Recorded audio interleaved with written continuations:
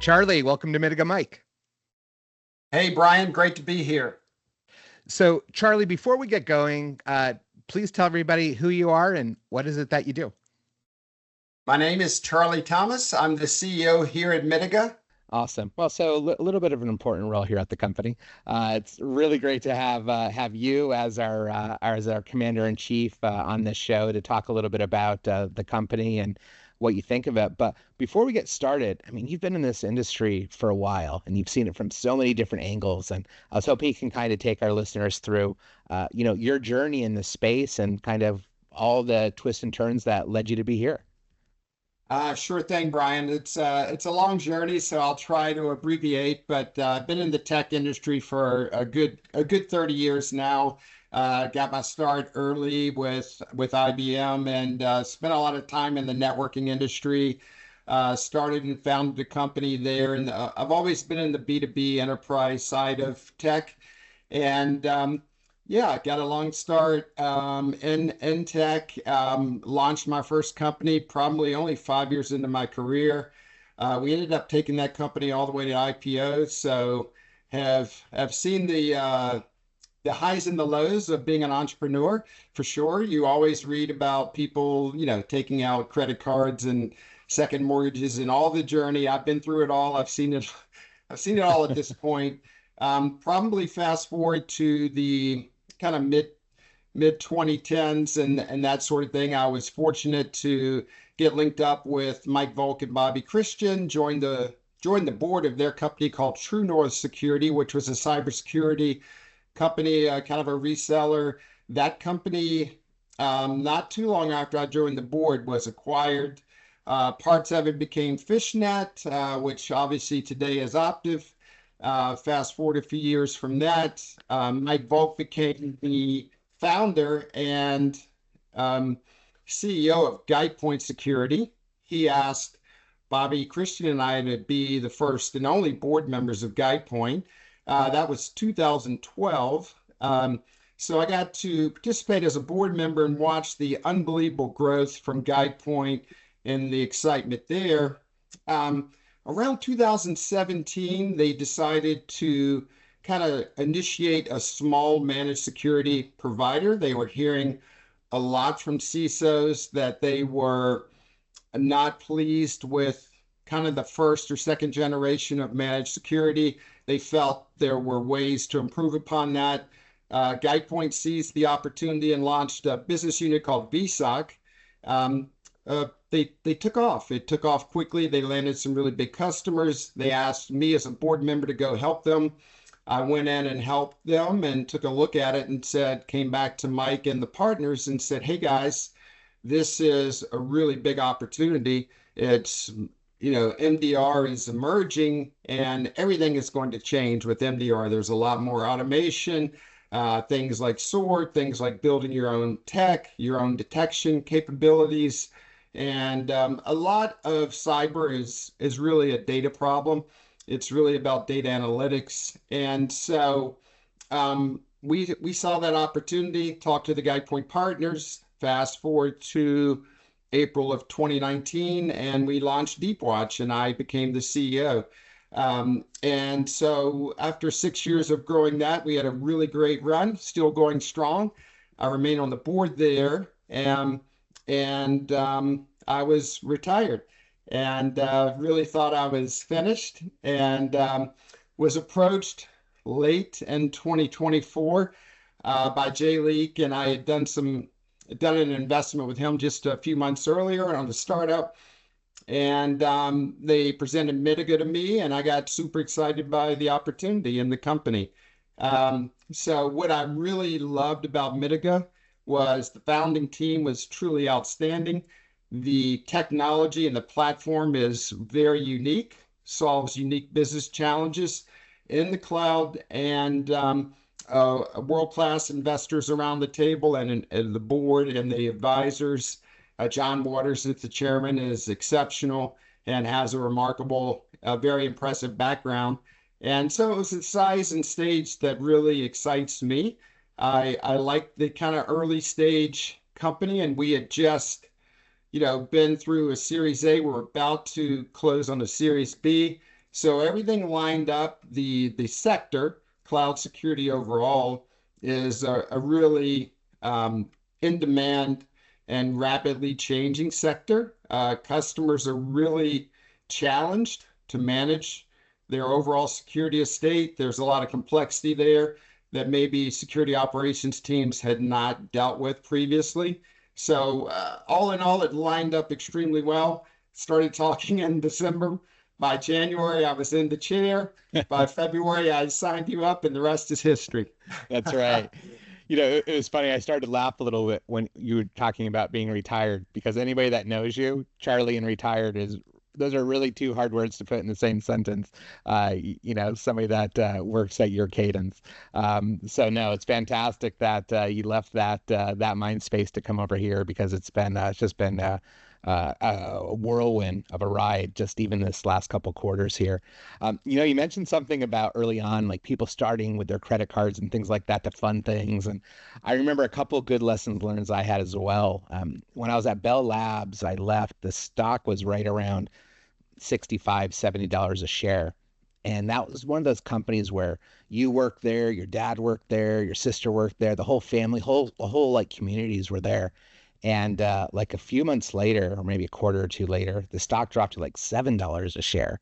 And a lot of people just said, I'm going to go all in. I'm going to put my entire retirement fund into one stock, which would, today we're a lot wiser about that and people are a little bit more fiscally astute and they wouldn't do something like that, hopefully. But I just remember that was a great lesson learned of don't put all your eggs in one basket. And then a few years later, some friends of mine were at I won't call the company out, but it was a ISP and they were about to go public and they were cashing, they were taking loans against their 401k and their mortgages, second mortgages, and all this stuff. They were taking money from places you shouldn't take money from, except for maybe an emergency. And they did it to buy some of their shares. And they did. They bought the shares. But what happened is when the company went out, the stock didn't do as well. And they bought at 40 and it dropped to something like 15 and they just lost tons of money. So I was like, very early on, I saw mistakes. Luckily, I didn't make them, but boy, I took those to heart. And when people are like, yeah, I'm going to use my credit card to do this and I'm going to mortgage my house, like, oh no, please. Yeah, that's sketchy, but it does work out sometimes. Yeah, so using your credit card and things like that, it's almost like you've reached the new world and you're going to burn the ships. So there's no way back. So you better be successful, right?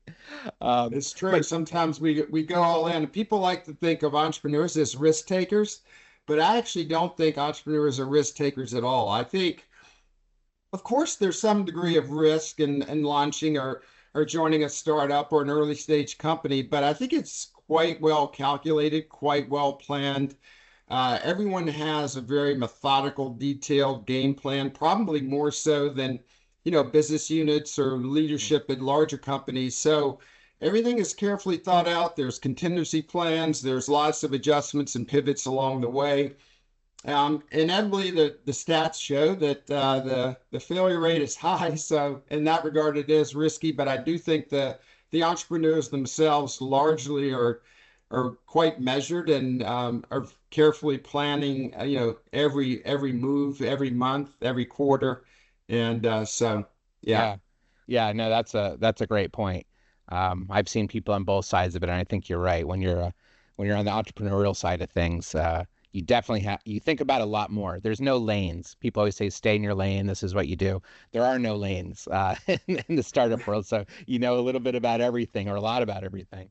I have a question for you because you have been doing this, like you said, for a few decades. Um, Technology comes, sometimes technology goes, but two things that seem to just be accelerating at a rate that I think nobody expected, cloud and AI. And if you were to pull out your crystal ball, and I know these are things you've been involved with before Mitiga, and certainly it's a huge part of Mitiga, but how do you see cloud and AI fundamentally changing not just security, but tech and the world, if you will, if we want to go Yeah. that far. But what do you think that impact's going to be? Yeah, I think you're spot on, Brian. I do think it's not only changing just cybersecurity, although there's some phenomenal use cases inside of cybersecurity for both offense and defense as it relates to AI in particular. But I do think it is truly going to change the world as we know it. I've lived through some of the really big transformative technology shifts. So lived through the commercialization of the internet, lived through, all things mobility, putting a high-powered computer in your pocket, thanks to Steve Jobs, lived through that. And then, as you suggested, the rapid migration to cloud, from and licensed software to SaaS, and just the hundreds or thousands of SaaS applications and new ones coming out every single week. A lot of it really accelerates when it hits the consumer. So when consumerization happens, as happened, coming up on 2 years ago now with AI and generative AI, people adopt that for their personal lives and those ways, and that translates over to business too. I think, we're going to see AI built into consumer products. We're going to see it built into everything that we do in our lives on a day-to-day basis.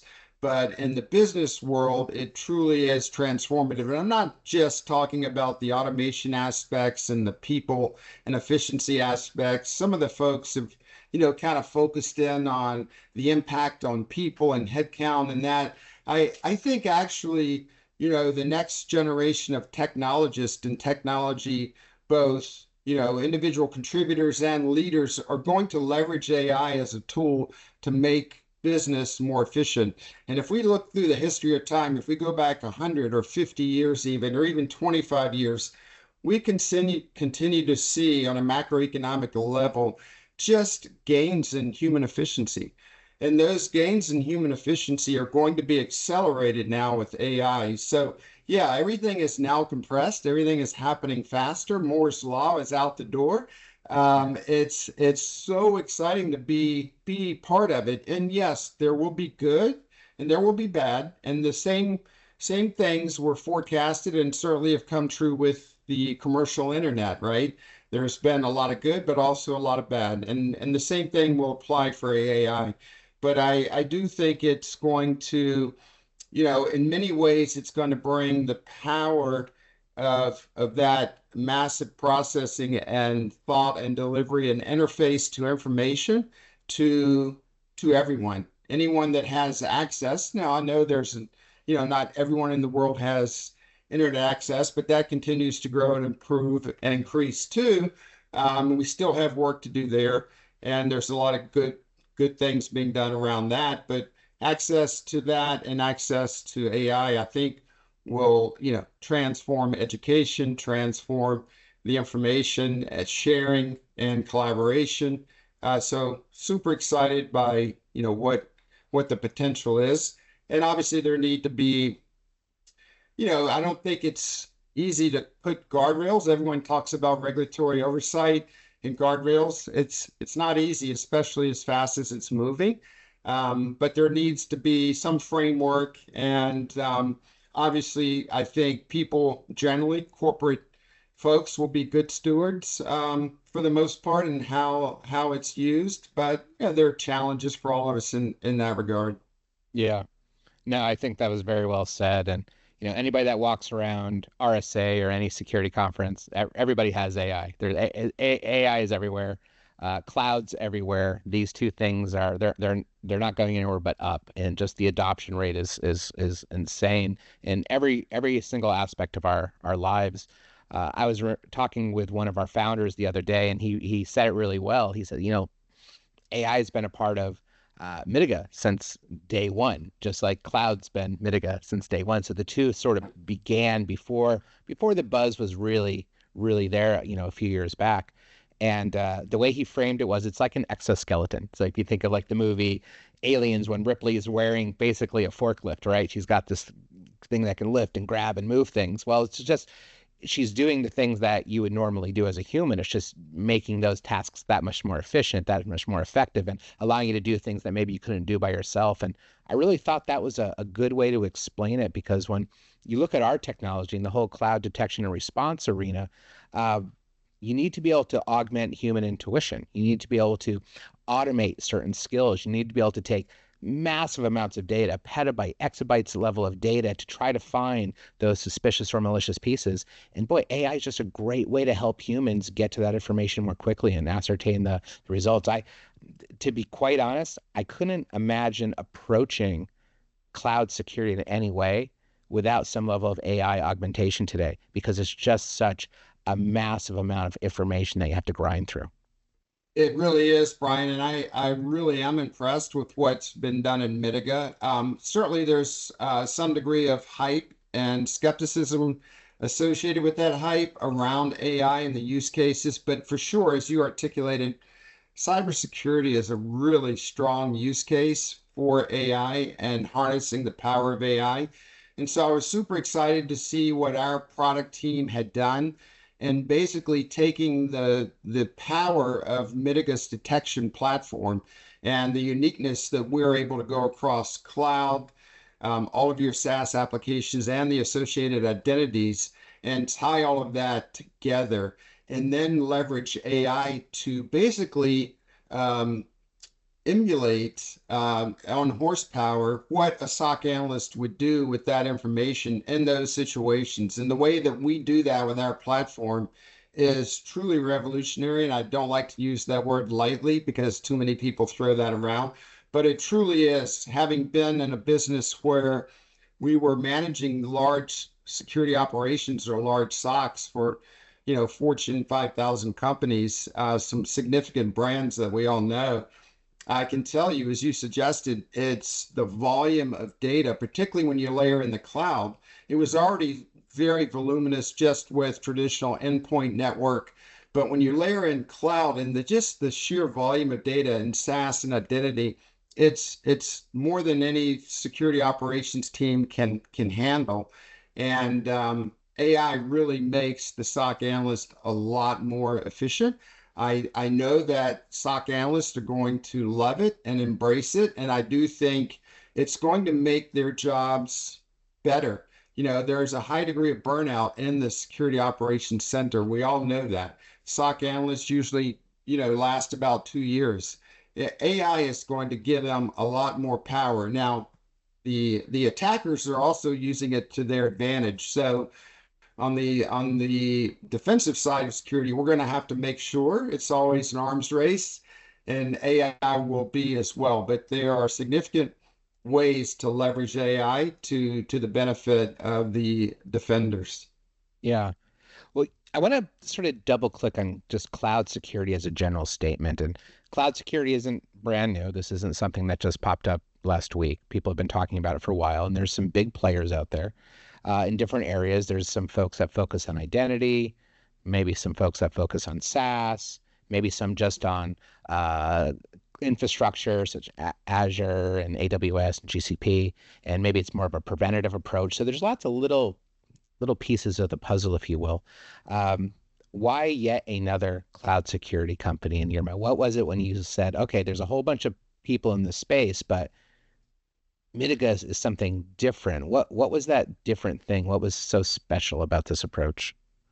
Yeah, it's a great question. And the last thing any security leader, any CISO wants to hear is, oh, another tool. The Yeah. last thing they want, the average enterprise has over 80 tools deployed.